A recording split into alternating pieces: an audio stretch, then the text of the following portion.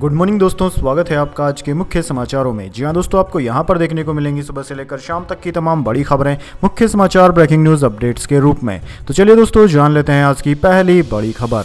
केजरीवाल को गिरफ्तारी रिमांड से राहत नहीं, दिल्ली हाई कोर्ट ने ईडी से 2 अप्रैल तक जवाब मांगा।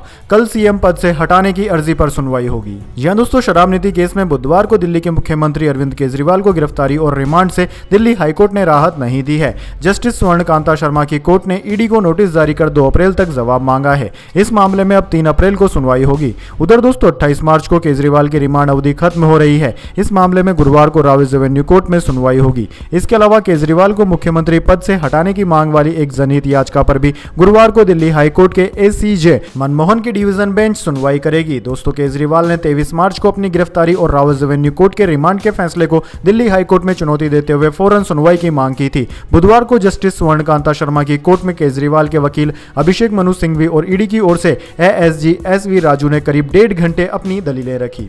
इसके बाद दोस्तों जान लेते हैं अगली खबर। बीजेपी ने जारी की उम्मीदवारों की 5वीं लिस्ट। नवनीत राणा को अमरावती से मिला टिकट। जी हां दोस्तों, आगामी लोकसभा चुनाव के लिए बीजेपी ने अपनी 7वीं लिस्ट जारी कर दी है। इस लिस्ट में अमरावती सीट के लिए बीजेपी ने उम्मीदवार उतार दिया है। वह पहले निर्दलीय सांसद थी। बीजेपी ने अपनी 7वीं लिस्ट में लोकसभा चुनाव के लिए 2 उम्मीदवारों का ऐलान किया है। बीजेपी ने अमरावती सीट से निर्दलीय सांसद नवनीत राणा को टिकट दिया है, तो वहीं कर्नाटक के चित्रदुर्ग सीट से गोविंद कारजोल को उम्मीदवार बनाया गया है। वहीं दोस्तों नवनीत राणा अमरावती से मौजूदा निर्दलीय सांसद है। 2019 में उन्होंने शिवसेना के आनंद राव अडसुल को हराकर एक स्वतंत्र उम्मीदवार के रूप में जीत हासिल की थी। इसके बाद दोस्तों जान लेते हैं अगली खबर। अपने जन्मदिन के मौके पर सोनम वांगचुक से मिलने पहुंचे अभिनेता प्रकाश राज, कहा मैं साथ हूं।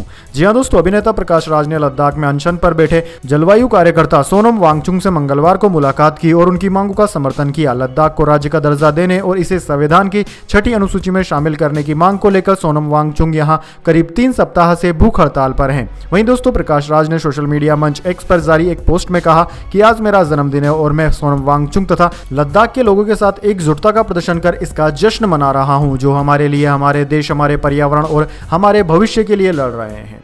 इसके बाद दोस्तों जान लेते हैं अगली खबर। केजरीवाल केस में बयान को लेकर अमेरिकी डिप्लोमेट तलब। यूएस ने कहा था निष्पक्ष जांच हो। भारत का जवाब, न्यायपालिका पर सवाल न उठाएं। जी हां दोस्तों, दिल्ली सीएम अरविंद केजरीवाल की गिरफ्तारी पर अमेरिका के बयान के एक दिन बाद भारतीय विदेश मंत्रालय ने बुधवार को अमेरिकी डिप्लोमेट ग्लोरिया बर्बेना को तलब किया है। वे दोपहर 1:10 पर विदेश मंत्रालय पहुंची। बैठक 40 मिनट चली। इसके बाद विदेश मंत्रालय ने अमेरिका के बयान का विरोध भी किया। कहा भारत में कानूनी कार्रवाई पर अमेरिकी विदेश मंत्रालय के प्रवक्ता का बयान गलत है। कूटनीति में उम्मीद की जाती है कि देश एक दूसरे के आंतरिक मसलों और संप्रभुता का सम्मान करेंगे। दरअसल दोस्तों जर्मनी के बाद मंगलवार को अमेरिका ने भी अरविंद केजरीवाल की गिरफ्तारी के मुद्दे पर बयान दिया था। शराब नीति घोटाले मामले में ईडी ने केजरीवाल को 21 मार्च को उनके आवास से गिरफ्तार किया था। इसके बाद दोस्तों जान लेते हैं अगली खबर। ब्रेन सर्जरी के बाद अस्पताल से डिस्चार्ज हुए सदगुरु, जारी हुआ हेल्थ अपडेट भी। जी हां दोस्तों, आध्यात्मिक गुरु जग्गी वासुदेव को बुधवार को अस्पताल से छुट्टी दे दी गई। 17 मार्च को उन्हें ब्रेन सर्जरी से गुजरना पड़ा था। ब्रेन सर्जरी के बाद वो तेजी से रिकवर हो रहे हैं। इसके बाद उन्हें आज नई दिल्ली के इंद्रप्रस्थ स्थित अपोलो अस्पताल से छुट्टी मिल गई। अस्पताल में भर्ती होने से पहले कुछ हफ्ते तक वे गंभीर सिरदर्द का सामना कर रहे थे। वहीं दोस्तों अपोलो अस्पताल ग्रुप की संयुक्त प्रबंधन निदेशक डॉक्टर संगीता रेड्डी ने बताया कि डॉक्टरों ने उनके इलाज और रिकवरी पर संतोष व्यक्त किया है। यह उन लोगों के लिए अच्छी खबर है जो उनके स्वास्थ्य के बारे में जानना चाह रहे थे। उन्होंने इस दौरान लोगों की प्रार्थना और समर्थन के लिए आभार जताया। ईशा फाउंडेशन के मुताबिक 15 मार्च को सदगुरु का एमआरआई स्कैन हुआ था, जिसमें उनके ब्रेन में बड़े पैमाने पर ब्लीडिंग देखने को मिली थी। इसके बाद दोस्तों जान लेते हैं अगली खबर। आम आदमी पार्टी सांसद रिंकू ने भाजपा ज्वाइन की। पार्टी के एकमात्र लोकसभा सदस्य थे। जालंधर से टिकट तय। पंजाब के विधायक ने भी पार्टी छोड़ी। जी हां दोस्तों, पंजाब के जालंधर से आम आदमी पार्टी के लोकसभा सांसद सुशील रिंकू ने भाजपा ज्वाइन कर ली है। वे पार्टी के एकमात्र लोकसभा सदस्य थे। उनके साथ जालंधर वेस्ट से विधायक शीतल अंगुराल ने भी भाजपा ज्वाइन की है। शीतल अंगुराल ने बुधवार को दोपहर 3:30 बजे सोशल मीडिया पर एक पोस्ट डालकर आम आदमी पार्टी छोड़ने का ऐलान किया। अंगुराल ने इस पोस्ट में लिखा कि मैं आम आदमी पार्टी में अपनी सारी जिम्मेदारियों से इस्तीफा दे रहा हूं और बीजेपी ज्वाइन कर रहा हूं। पार्टी ज्वाइन करने के बाद रिंकू और अंगुराल ने भाजपा के राष्ट्रीय अध्यक्ष जेपी नड्डा से उनके आवास पर मुलाकात की। इसके बाद दोस्तों जान लेते हैं अगली खबर। शरद पवार कांग्रेस और उद्धव से नाराज, बोले गठबंधन धर्म नहीं निभाया। उद्धव ने 17, प्रकाश अंबेडकर ने 8 सीटों पर प्रत्याशी उतारे। जी हां दोस्तों, महाराष्ट्र में महाविकास आघाड़ी संकट में नजर आ रहा है। शिवसेना उद्धव ठाकरे ने बुधवार को 17 कैंडिडेट्स का ऐलान किया। इनमें 3 सीटों पर कांग्रेस के दावेदार टिकट का इंतजार कर रहे थे। इस ऐलान से शरद पवार नाराज हैं। मीडिया रिपोर्ट्स के मुताबिक उन्होंने कहा कि हमारे सहयोगी गठबंधन धर्म नहीं निभा रहे हैं। इधर टिकट के ऐलान के बाद वरिष्ठ कांग्रेस नेता संजय निरुपम भी नाराज हैं। वे मुंबई नॉर्थ वेस्ट से लोकसभा चुनाव लड़ने की तैयारी कर रहे थे। उन्हें खुद राहुल गांधी ने टिकट का भरोसा दिलाया था। इसके बाद दोस्तों जान लेते हैं अगली खबर। कोलकाता एयरपोर्ट पर इंडिगो एयरक्राफ्ट ने एयर इंडिया एक्सप्रेस के प्लेन को मारी टक्कर, पायलटों पर हुआ एक्शन। जी हां दोस्तों, कोलकाता एयरपोर्ट पर बुधवार को बड़ा विमान हादसा टल गया। रनवे से गुजरते हुए इंडिगो एयरलाइंस के एक प्लेन ने खड़े एक एयर इंडिया एक्सप्रेस के प्लेन को टक्कर मार दी। एयर इंडिया एक्सप्रेस का यह प्लेन कोलकाता से चेन्नई की तरफ जाने के लिए तैयार हो रहा था। इस मामले में किसी पैसेंजर को कोई चोट नहीं आई है। वहीं एविएशन रेगुलेटर नागरिक उड्डयन महानिदेशालय डीजीसीए ने कार्रवाई करते हुए इंडिगो के पायलटों को रोस्टर से हटा दिया है। डीजीसीए ने इस मामले में एक डिटेल इंक्वायरी के आदेश भी दिए हैं। इसके बाद दोस्तों जान लेते हैं अगली खबर। एचपी फ्यूल स्टेशनों पर चार्ज हो सकेंगी इलेक्ट्रिक गाड़ियां। ईवी चार्जिंग स्टेशंस के लिए टाटा के साथ डील हुई। 1.2 लाख कस्टमर्स को फायदा मिलेगा।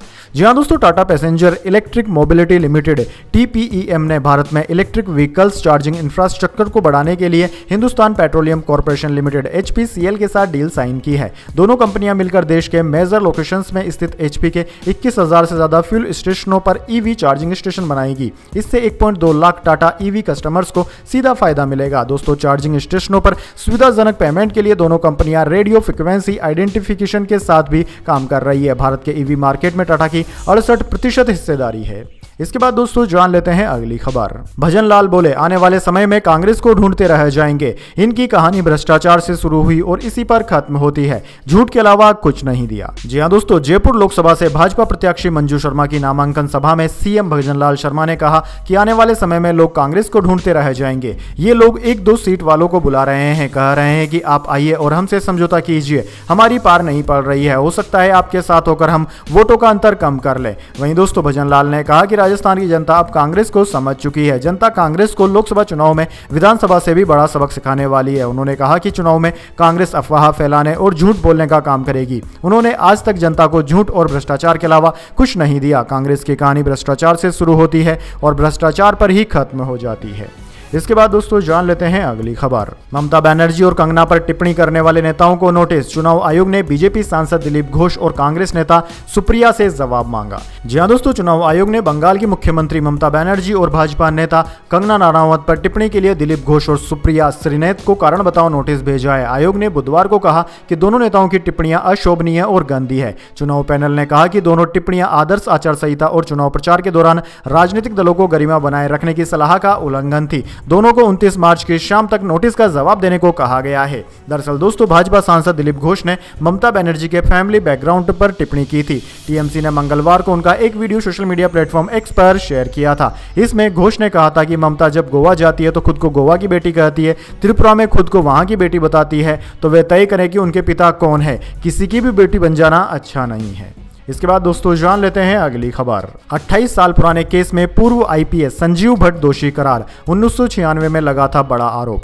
जी हां दोस्तों, गुजरात की एक अदालत ने 1996 के ड्रग जब्ती मामले में पूर्व आईपीएस अधिकारी संजीव भट्ट को दोषी ठहराया है। पिछले साल अगस्त में गुजरात हाईकोर्ट ने 27 साल पुराने ड्रग प्लांटिंग मामले में भारतीय पुलिस सेवा के पूर्व अधिकारी संजीव भट्ट के खिलाफ दर्ज FIR को रद्द करने की याचिका को खारिज कर दिया था। संजीव राजेंद्र भाई भट्ट बनाम गुजरात राज्य में भट्ट की FIR को खारिज करने की अपील शामिल थी। एकल न्यायाधीश के रूप में अध्यक्षता करते हुए न्यायमूर्ति समीर दवे ने FIR को रद्द करने के लिए भट्ट के आवेदन को खारिज कर दिया और भट्ट के वकील के अनुरोध के बावजूद तत्काल आदेश के प्रभाव पर रोक लगाने या 1 महीने के लिए मुकदमे की कार्यवाही रोकने से इनकार कर दिया। दोस्तों आपकी जानकारी के लिए बता दें, इस मामले की शुरुआत 1996 से तब होती है जब राजस्थान के एक वकील को बनासकांडा पुलिस ने राजस्थान के पालनपुर में उसके होटल के कमरे से ड्रग्स की जब्ती के बाद गिरफ्तार किया था। इस दौरान भट्ट बनासकांडा में पुलिस अधीक्षक थे, लेकिन गिरफ्तारी के बाद राजस्थान पुलिस ने आरोप लगाया कि भट्ट की टीम ने संपत्ति विवाद के सिलसिले में वकील को गलत तरीके से परेशान करने के लिए झूठा मामला दर्ज किया था।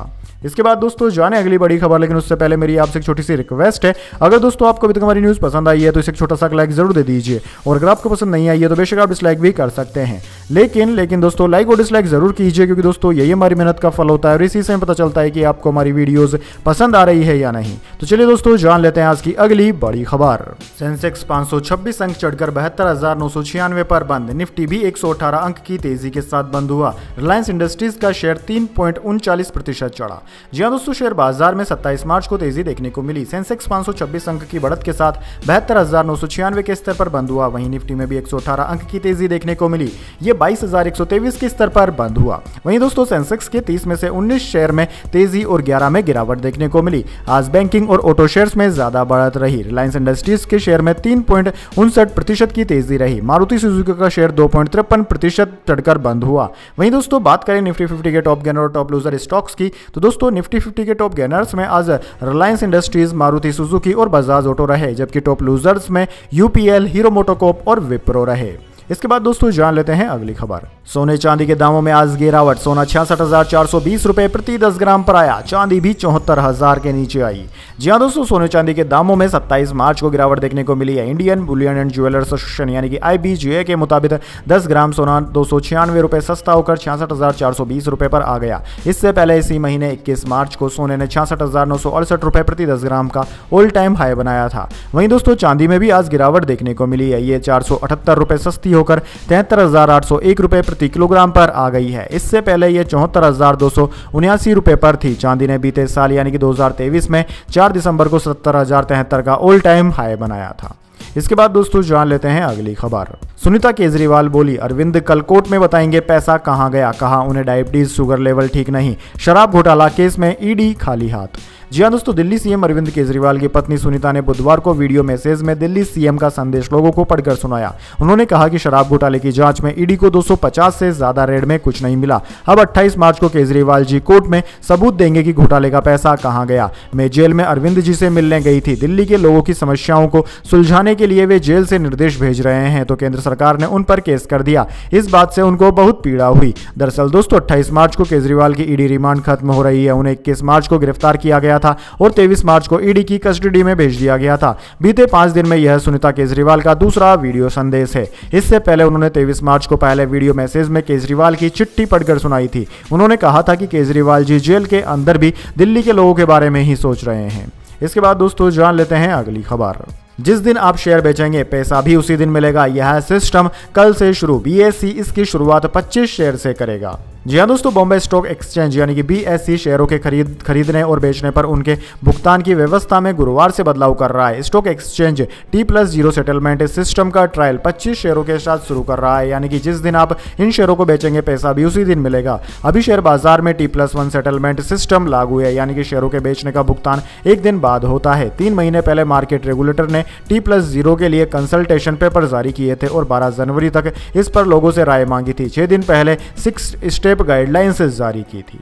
इसके बाद दोस्तों जान लेते हैं अगली खबर। पावर फेल होने पर अमेरिकी ब्रिज से टकराया था जहाज। राष्ट्रपति बाइडेन ने भारतीय क्रू की तारीफ की। कहा उनकी वजह से कई जानें बची। जी हाँ दोस्तों, अमेरिका के मैरीलैंड में जहाज टकराने से बाल्टीमोर का फ्रांसिस स्कॉट की ब्रिज अमेरिकी समय अनुसार सोमवार देर रात गिर गया था। कोस्ट गार्ड अधिकारी एडमिरल सेनन गिलरिथ ने मंगलवार शाम बताया कि घंटों तक चले सर्च ऑपरेशन के बाद लापता 6 लोगों को मृत घोषित कर दिया गया है।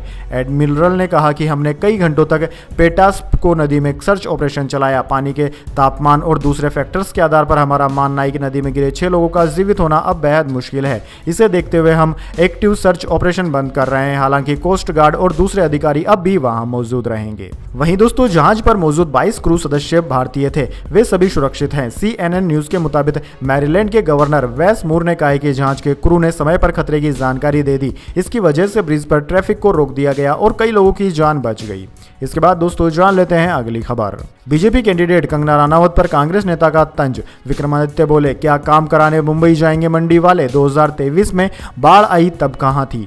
जी हां दोस्तों, हिमाचल के लोक निर्माण मंत्री PWD मंत्री विक्रमादित्य सिंह ने मंडी लोकसभा सीट से बीजेपी प्रत्याशी कंगना रनावत पर तंज कसा है। विक्रमादित्य ने अपने सोशल मीडिया अकाउंट पर पंजाब के गुरदासपुर से बीजेपी सांसद एवं सेलिब्रिटी सनी देओल का वह ऑथराइजेशन लेटर शेयर किया, जिसमें सनी ने 5 साल पहले सांसद बनने पर गुरप्रीत सिंह को हल्के हल्के में अपना प्रतिनिधि नियुक्त किया था। सनी देओल के इस पत्र को शेयर कर विक्रमादित्य सिंह ने लिखा कि ऐसे हालात मंडी में न हो, यही प्रभु श्री राम से कामना करता हूं। दोस्तों आपकी जानकारी के लिए बता दें, 2019 के लोकसभा चुनाव में सनी देओल जब गुरदासपुर से एमपी चुने गए थे तो उन्होंने गुरप्रीत सिंह को हल्के में अपना प्रतिनिधि नियुक्त किया था ताकि जनता की समस्याएं सुन सकें और विभिन्न मीटिंग्स में देओल के प्रतिनिधि के तौर पर शामिल हो सके। यही आशंका कंगना के मामले में विक्रमादित्य सिंह ने भी जाहिर की है।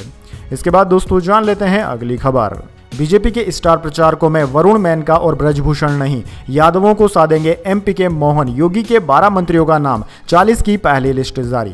जी हां दोस्तों, भाजपा ने पहले चरण के लिए यूपी के स्टार प्रचारकों की लिस्ट जारी कर दी है। 40 स्टार प्रचारकों की लिस्ट में प्रधानमंत्री मोदी, गृह मंत्री अमित शाह, रक्षा मंत्री राजनाथ सिंह, सीएम योगी आदित्यनाथ, केंद्रीय मंत्री स्मृति ईरानी का नाम शामिल है। इसके अलावा भाजपा के राष्ट्रीय अध्यक्ष जेपी नड्डा, यूपी के दोनों डिप्टी सीएम ब्रजेश पाठक और केशव प्रसाद मौर्य भी चुनाव प्रचार करते नजर आएंगे। मगर दोस्तों खास बात यह है कि इस लिस्ट में मेनका गांधी, वरुण गांधी को शामिल नहीं किया गया है। वरुण गांधी का तो पीलीभीत से टिकट भी काट दिया गया है। साथ ही केसरगंज से सांसद ब्रजभूषण शरण सिंह का नाम भी लिस्ट में नहीं है।